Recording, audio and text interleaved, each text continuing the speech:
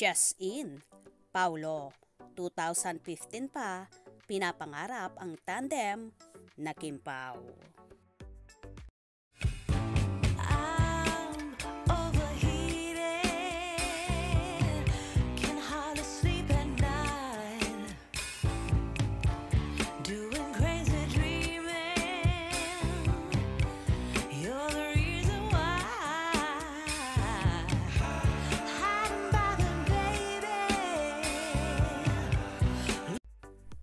Simula nga nang lumipat sa bakura ng Kapamilya Network, ang award-winning actor na si Paulo Avellino ay inaasam-asam na niyang makasama ang Queen of the Dance Floor at TV host na si Kim Chiu. Taong 2015 ay nag-post ang actor sa kanyang Facebook account ng #KimPaoTeamUp. Why not? Ano sa tingin nyo? Kahit noong taong 2018 kung saan nagkasama sila sa event ng Biroka. Nag-post din siya at may caption na Paulo and Kim for Biroka.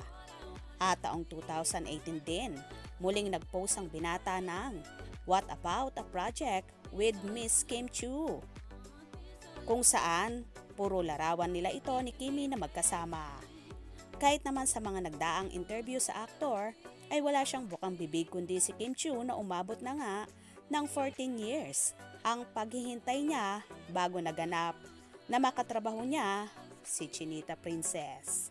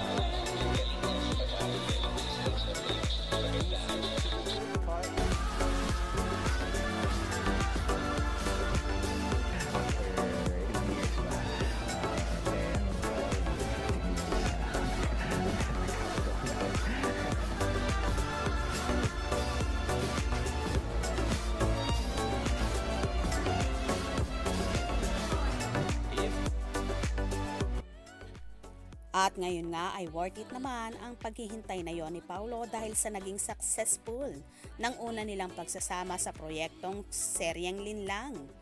At may kasunod agad itong project, ang K-drama at Pinoy version, ang What's Wrong with Secretary Kim, kung saan ipapalabas din ngayong taong 2024. Lahat naman ay so excited na sa magiging paayuda at pasabog na magaganap sa Kim Pao, na paniguradong marami na naman ang mai-inlove at makaka-relate sa series na ito.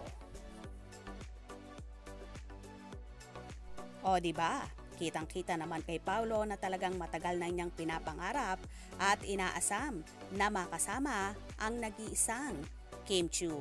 At ngayon ngang nakasama na niya. Paniguradong so happy ang aktor na hindi lang naman siya humahanga sa dalaga kundi talagang crush niya ito noon pa man. Kaya naman tumutok at wag na wag pahuhuli sa mga maiinit na kaganapan. Anong inyong magiging reaksyon sa bidyong ito? Comment below.